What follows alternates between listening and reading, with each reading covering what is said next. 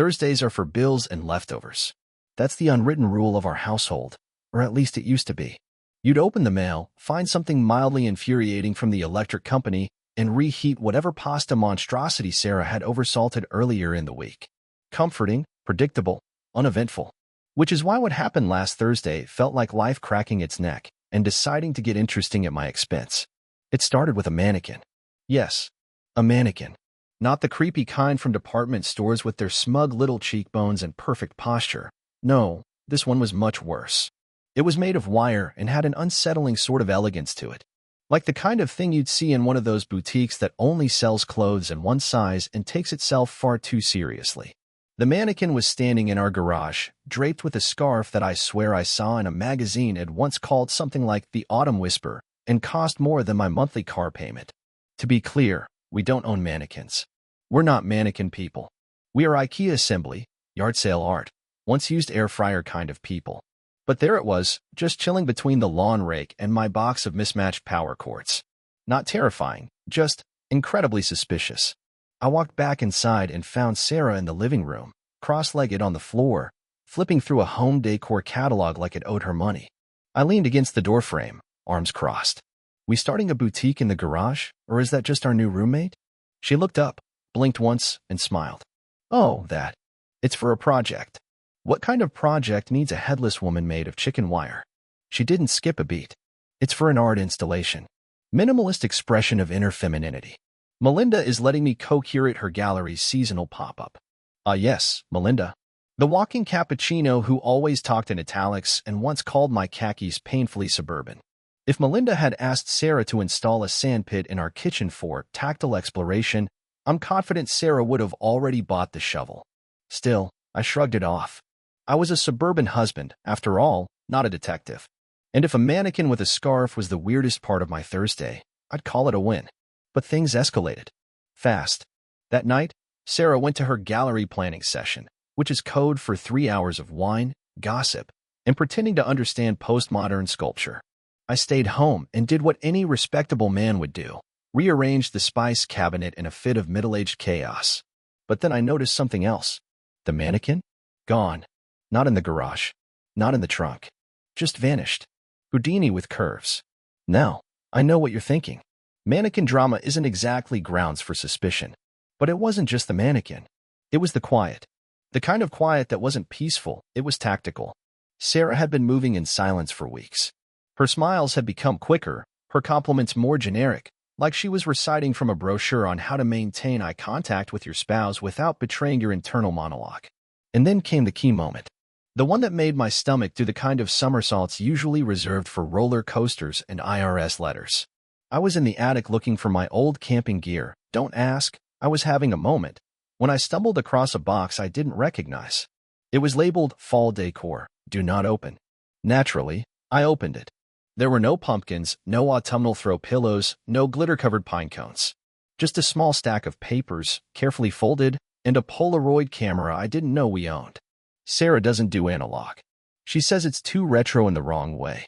Inside the box were exactly 5 Polaroid photos, each showing the same setting. A dimly lit art studio with one window and a floor that looked like it had seen one too many spills of acrylic paint and Merlot. And in each photo, there was the same wire mannequin. Only it wasn't naked this time. No, it had been dressed. Each time in a different outfit, scarves, vintage jackets, even a silk dress that I could swear Sarah told me she'd donated last spring because it made her look like an overcooked souffle. And in the corner of each frame, a man's hand, just resting gently on the shoulder of the mannequin, like it was a beloved pet. Now, I'm no Sherlock, but I don't recall mannequins needing emotional support. The real kicker? In one of the photos, there was a handwritten note taped to the base of the mannequin. In thick black marker, it read, "To my muse, thank you for bringing her to life." I sat back on my heels in the attic, breathing through my nose like a suspicious old librarian. Something was rotten in the gallery of Melinda's pretentious nonsense. The next morning, I decided to play it cool. A little too cool. The kind of cool that accidentally sets the house on emotional fire. At breakfast, I buttered my toast with the precision of a man trying not to scream. Sarah breezed in, kissed my temple like nothing was out of place, and started talking about some new ceramic exhibit that explores the texture of discomfort. Well, I said, I saw something uncomfortable yesterday. She raised an eyebrow, pouring her coffee. Oh, yeah. A headless mannequin getting more action than me. Her hand paused mid-pour. Just slightly. I smiled. You know, the one with the thank you note. My muse, that sort of thing. To her credit, she didn't flinch. Instead, she put the coffee pot down, looked me dead in the eye, and said, that was part of the performance. A performance? I echoed, like I hadn't just opened Pandora's shoebox. Yes. The mannequin represents vulnerability. The outfits represent societal projections. The hand is the artist's struggle between control and release. I nodded slowly, chewing my toast like it was made of drywall. So, you've been modeling for a guy who does photo shoots with mannequins and leaves love notes? Her answer was almost too fast. He's eccentric. It's art. Right. And I'm a French pastry. Later that day, I made a call. To Melinda. Melinda's voice could curdle milk at 20 paces, but I pushed through the aggressive vowels and asked about the upcoming gallery project.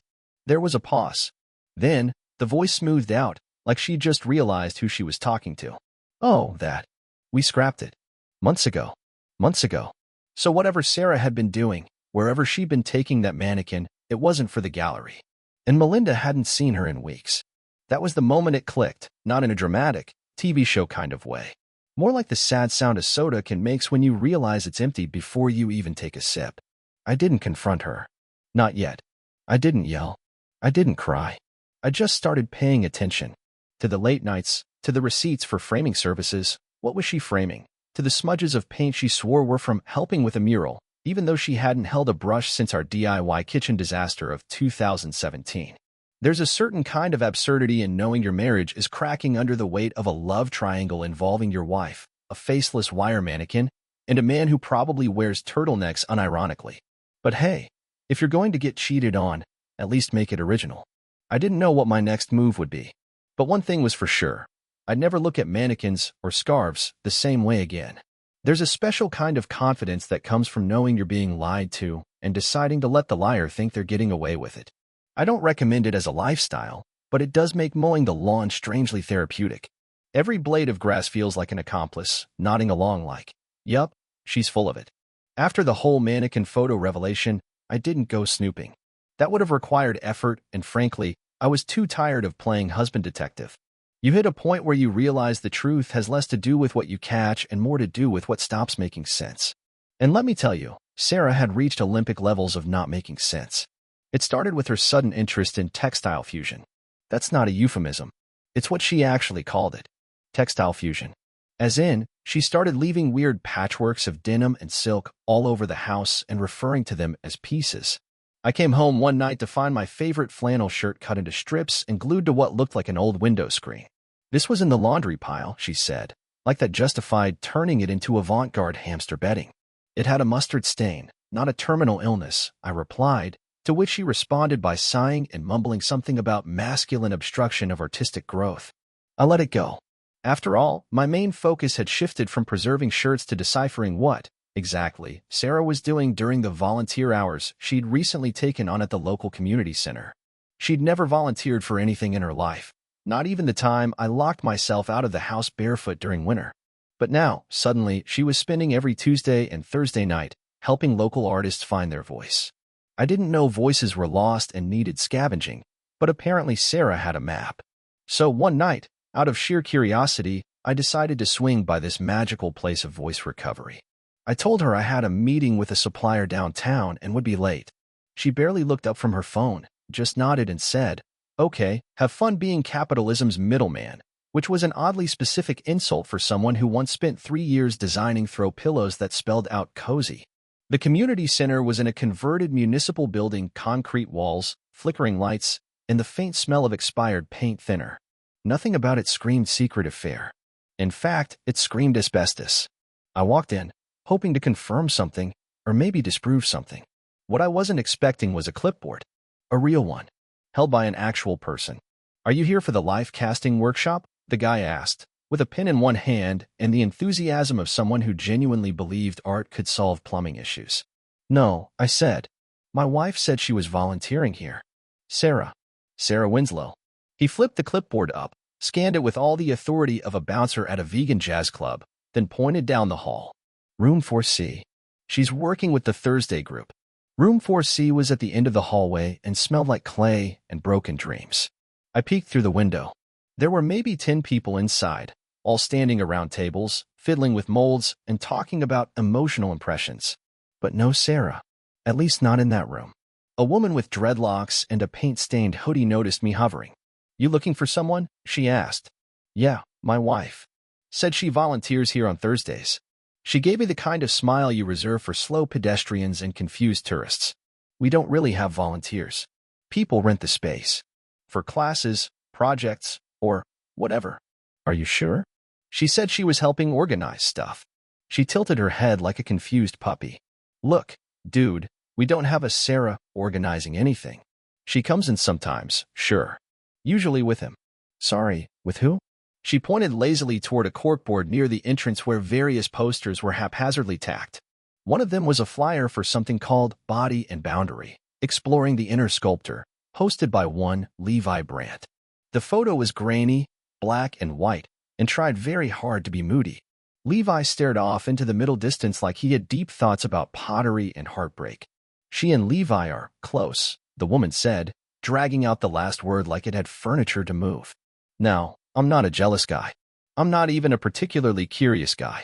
But hearing your wife is close with a man who looks like he only eats figs and writes poetry on driftwood tends to give a man pause." I didn't cause a scene. That's not my style. Instead, I left a donation in the community center's tip jar, walked to my car, and sat for a while pretending my windshield was interesting. Then I drove home and acted like none of it happened, which was becoming something of a hobby. Back at the house, Sarah returned a few hours later, humming, like she'd just come from a spa, not an emotional sculpting session with a man who wore scarves unironically. "How was your meeting?" she asked, sliding off her shoes and tossing her keys in the bowl that used to be for fruit, but now holds existential resentment. "Oh, same old. Numbers, spreadsheets, small talk about supply chains." She smiled. "Sounds fulfilling. About as fulfilling as volunteering at a place that doesn't know what volunteers are." That got her attention. She blinked. "What do you mean?" "Stopped by the center tonight. Thought I'd surprise you. Turns out you weren't there. But Levi was." She didn't react right away. Just stood there, weighing her options like she was trying to decide which lie had the fewest calories. "We were working off-site," she said finally. "It's an exploratory program. With no location, schedule, or apparent witnesses." She looked at me like I had just used the word aesthetic wrong in a sentence. "Not everything has to be documented, Dylan." "No, but most community center activities don't come with a Levi." She laughed. Not like she thought it was funny, more like she hoped I would. "You're being ridiculous." And maybe I was. Or maybe I just hadn't put the pieces together yet. That night, she fell asleep quickly. I didn't.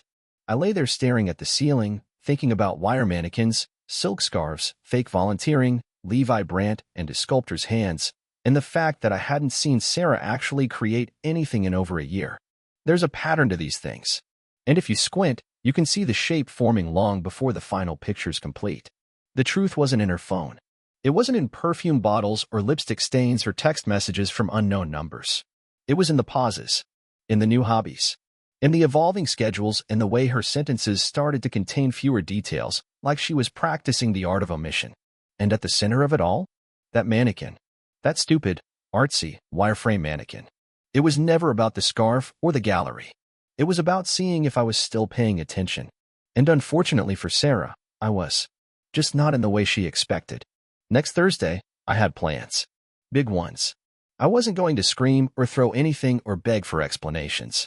No, I was going to do something much worse.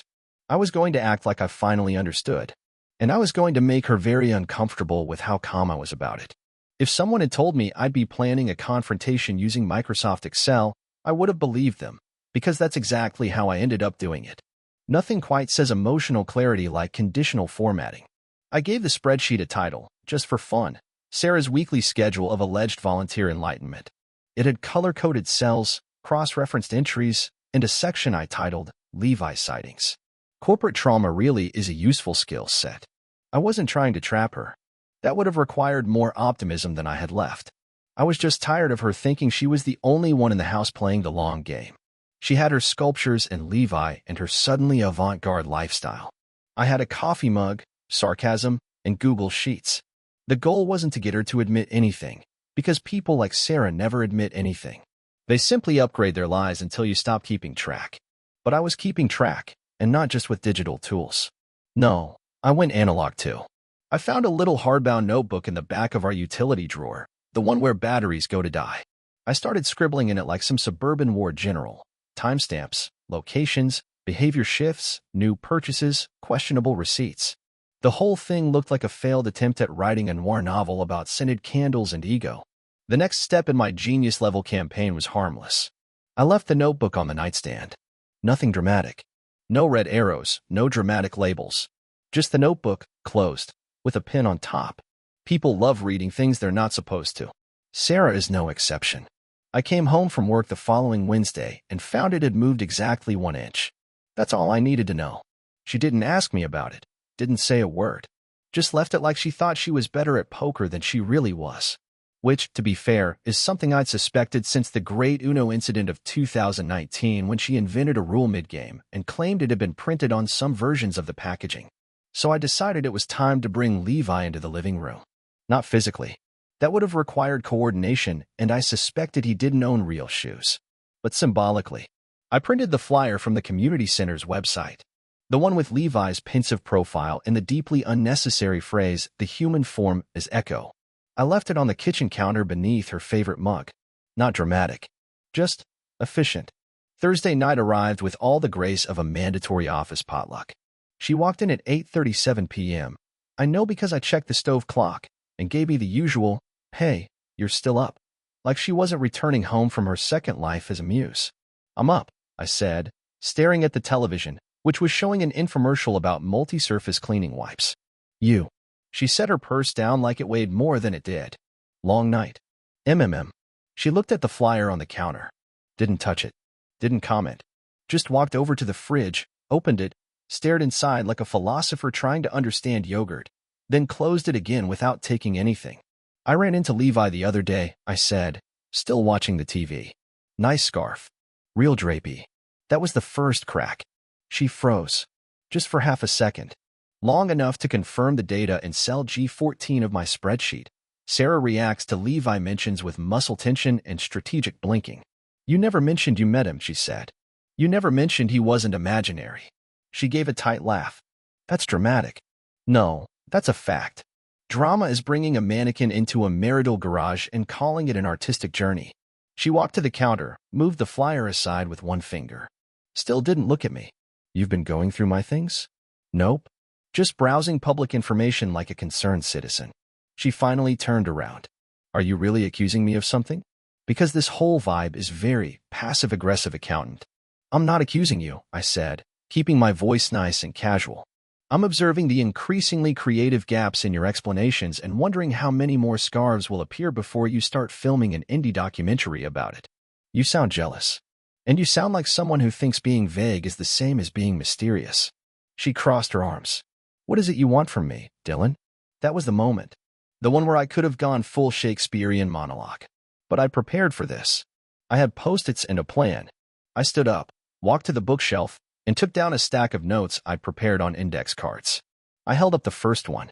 It read, "Sarah's Thursday Nights, a performance in 4 acts."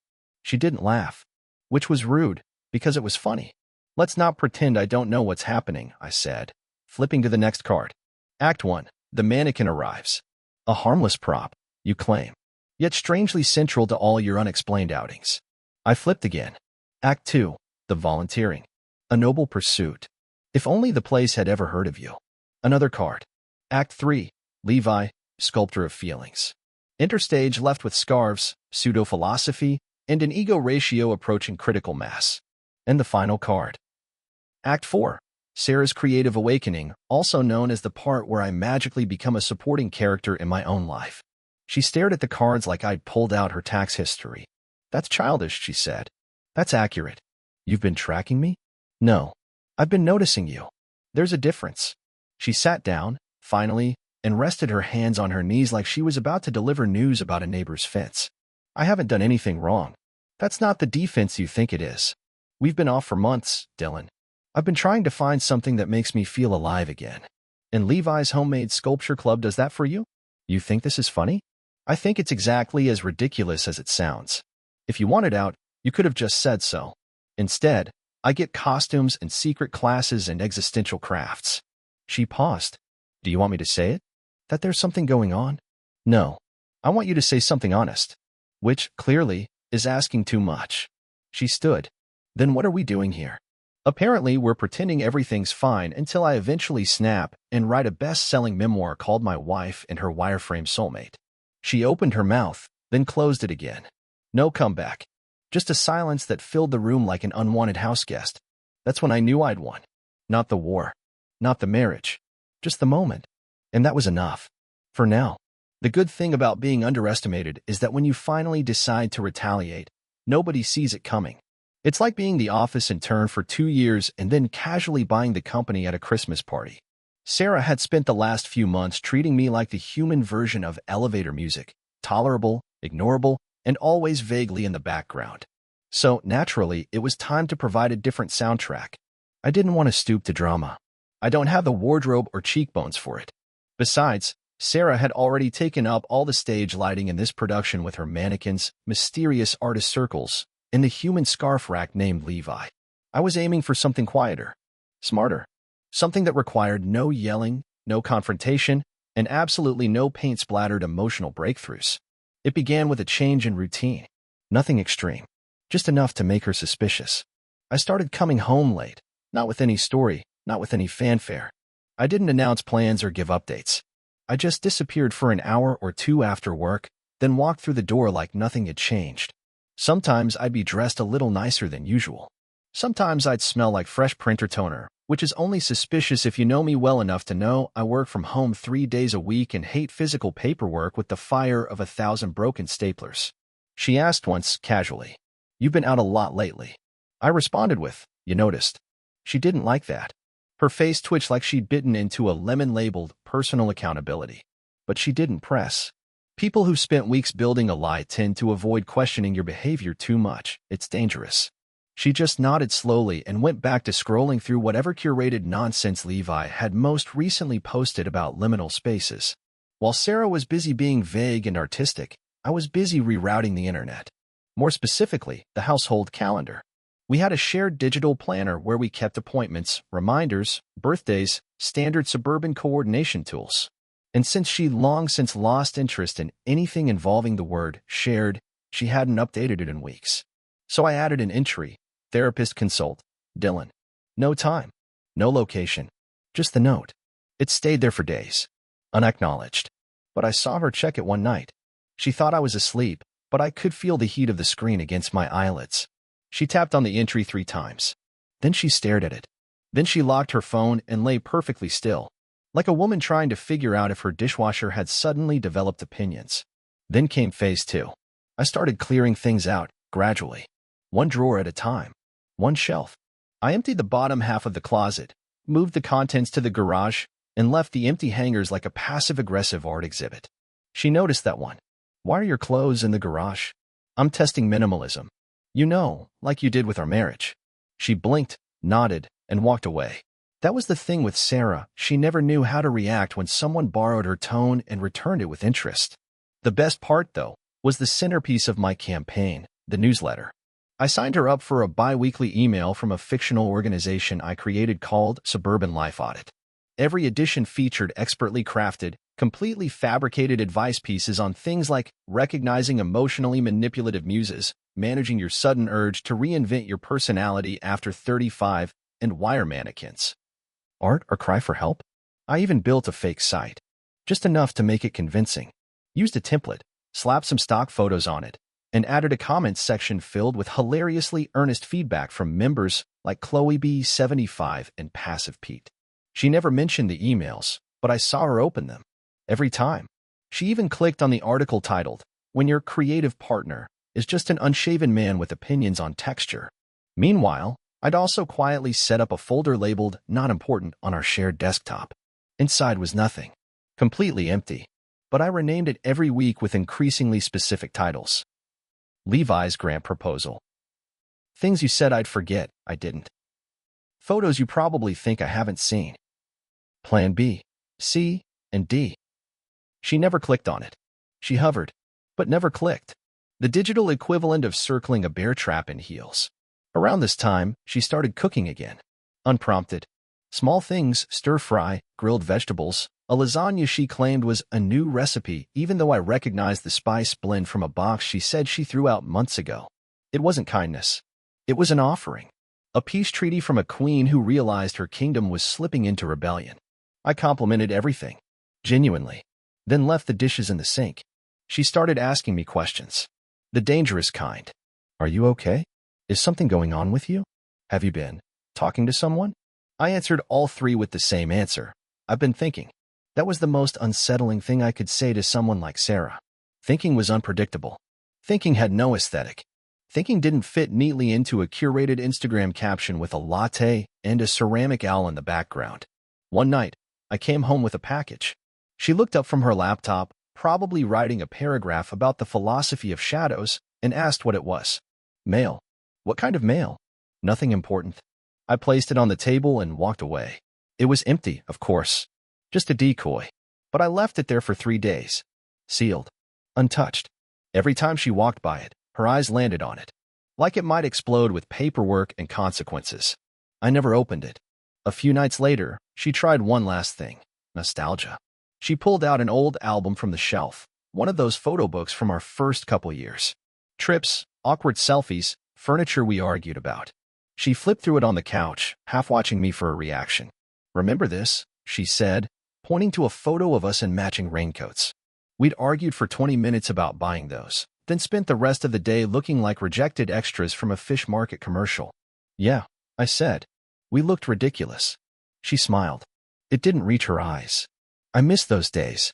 I bet you do. She stared at me. I stared back. There wasn't anything left to say that wouldn't unravel whatever story she was trying to tell herself. The next day, I left a new file on the desktop. This one had a single document in it. It was titled, Next Steps. The document just said, watch this space. It was a Sunday, the kind where nothing important ever really happens unless you plan it to. The kind of day you either spend paying bills you forgot about or wondering why you still own 20 mismatched coffee mugs. I had been rotating through those mugs all morning, pretending they were part of some strategic routine while I tried to figure out how exactly I wanted the conversation to go. Not that I had lines rehearsed. I'm not a TV character. I just knew what I wasn't going to do. No dramatic speeches, no throwing furniture, and no clumsy attempts to squeeze emotion out of a situation that had been drained of sincerity a long time ago. Sarah had made her choices. I had spent the last few weeks slowly and methodically proving that I was still capable of making mine. I waited until she was folding laundry, because nothing says vulnerability like mismatched socks and a wrinkled shirt you pretended belonged in the donation pile 3 weeks ago. She was sitting on the floor in the bedroom, knee-deep in a pile of clean but unenthusiastically folded clothes, and I was standing in the doorway like someone who wasn't sure if they were walking into a conversation or a customer service call. I want to talk, I said, which in hindsight is the least subtle way to guarantee immediate discomfort. She looked up like a student who just realized the exam had started. About what? About what this is. About where we are. About where we're not. She set a shirt on the stack beside her, slow and calculated. Okay. You've been pretending we're fine. I've been pretending I don't notice. That seems like a weird agreement, even by our recent standards. I haven't been pretending, she said, too quickly. Right. You've just been sculpting your midlife reinvention in someone else's apartment and thinking I wouldn't notice the lack of actual volunteering at your imaginary art co-op. She sighed. You've had weeks to ask. I had weeks to observe. It's different. You can't ask someone to be honest when they've already voted for dishonesty with their actions. She didn't answer that. Just folded a pair of jeans like they were made of something deeply offensive. So what do you want, Dylan? She finally said. You want me to confess? Say I've been doing something wrong? That I ruined everything? No. I want you to admit that whatever this version of you is, the one who tiptoes around the truth while building emotional escape hatches, you don't actually like her either. That landed. I could see it in the way her shoulders stiffened. It's not that she hadn't thought it. It's that she didn't expect me to say it. I didn't plan for things to be like this. Nobody plans for mediocrity, Sarah. It just happens when you start making choices that look better on the outside than they feel on the inside. That's rich coming from you. Please. You're talking to a man who spent 3 months learning to ignore the sound of his own name in his own house. I'm not pretending to be the hero here. I just stopped pretending to be the idiot. She sat back, legs crossed, palms flat on the carpet like she was trying to ground herself in the memory of who she used to be. Or maybe just trying not to tip over. You changed, she said. We both did. But I didn't start dressing it up in performance art and calling it progress. Do you think I wanted this? No. I think you wanted something that didn't make you feel like a supporting character. You just didn't think through what happens when your co-star starts writing his own lines. There was a pause. One of those heavy ones, not because it was meaningful, but because nobody wanted to be the one who admitted they weren't shocked anymore. We had officially become the kind of couple who used metaphors to avoid admitting we had nothing left in common but the mortgage and the wireless password. She looked at me then, really looked, like I wasn't just a voice she'd grown tired of. And I looked back, waiting for something that wasn't scripted or careful. I don't know who I am anymore, she said, so quietly it almost didn't count. That's the first honest thing you've said in weeks. Her eyes narrowed. You think you're above this? No. I just stopped being underneath it. She stood up, wiped her hands on her jeans, and walked over to the dresser where the notebooks were.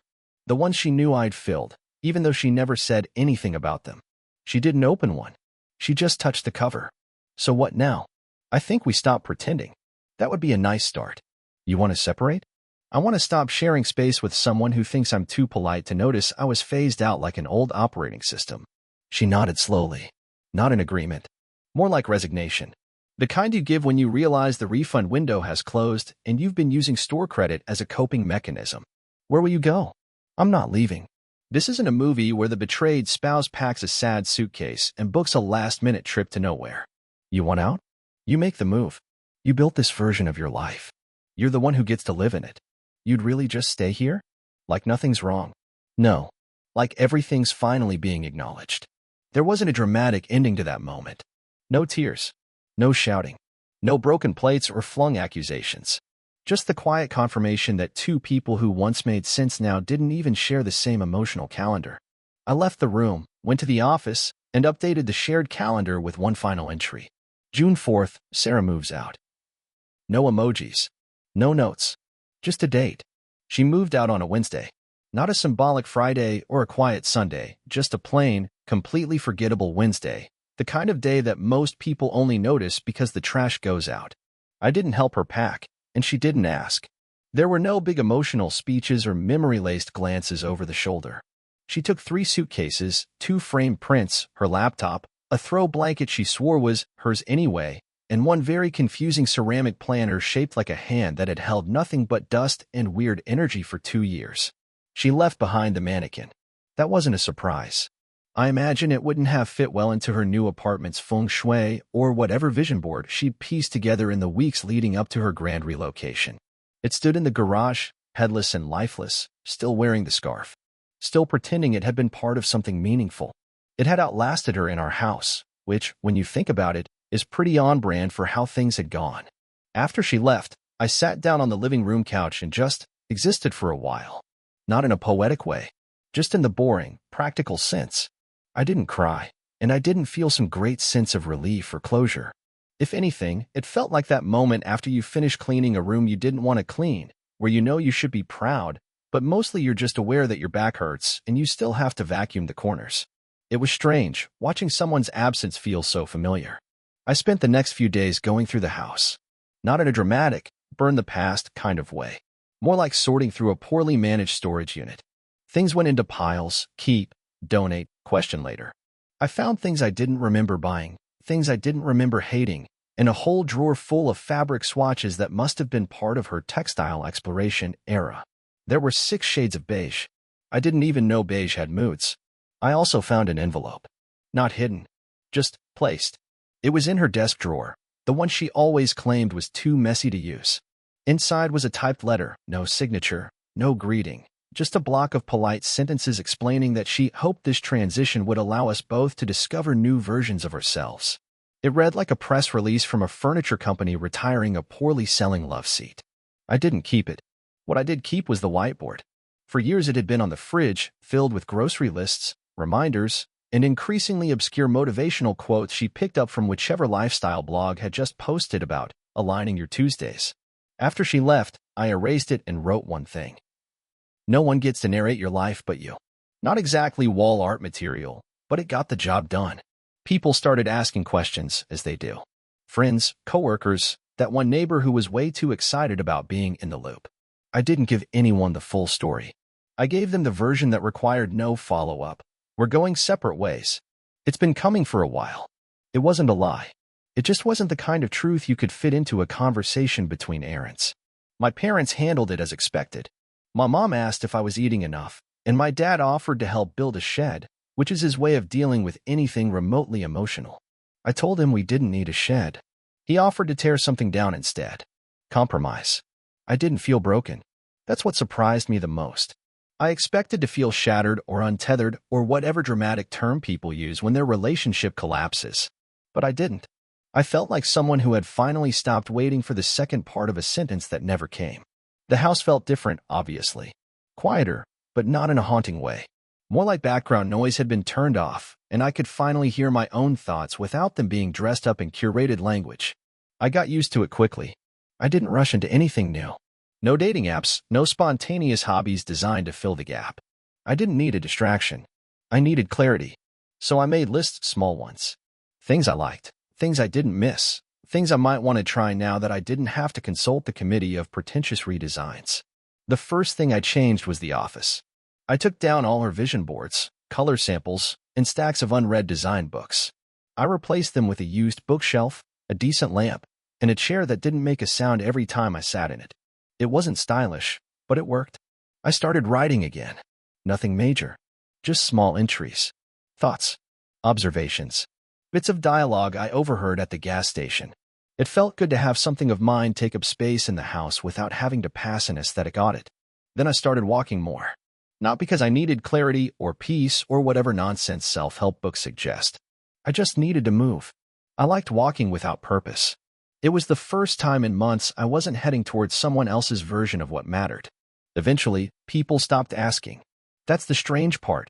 They move on before you do. Their curiosity runs out faster than your processing. One day, you wake up and realize no one's waiting for an update anymore. It's just you. And somehow, that feels okay. I never heard from Levi, which is probably for the best. I assume he's somewhere right now, passionately explaining why clay represents emotional vulnerability to a woman who just wanted to buy a plant stand. Or maybe he's moved on too, found someone else willing to pretend their confusion is enlightenment. As for Sarah, I heard through someone that she's figuring herself out. The most aggressively neutral phrase you can apply to a situation that lacked direction from the beginning. I wish her no harm. I also wish her no further involvement in my life. What I learned through all of this was less about betrayal and more about silence. How easy it is to slip into it. How quiet doesn't always mean peace. And how sometimes the loudest moment is when you stop asking someone to stay. I kept the mannequin. Not out of sentiment. I just didn't want to give her the satisfaction of thinking I couldn't handle having it around. It's in the garage, wearing a pair of sunglasses and a Vote Local t-shirt now. Occasionally I nod at it when I walk past. It doesn't nod back, which I consider a step up from recent communication history. The chapter ended without ceremony. No finale. No climactic turning point. Just a long, overdue pause. And that's where I am now, paused, but not stuck. And finally, narrating my own life in my own voice at my own pace. No mannequins required. Subscribe to the channel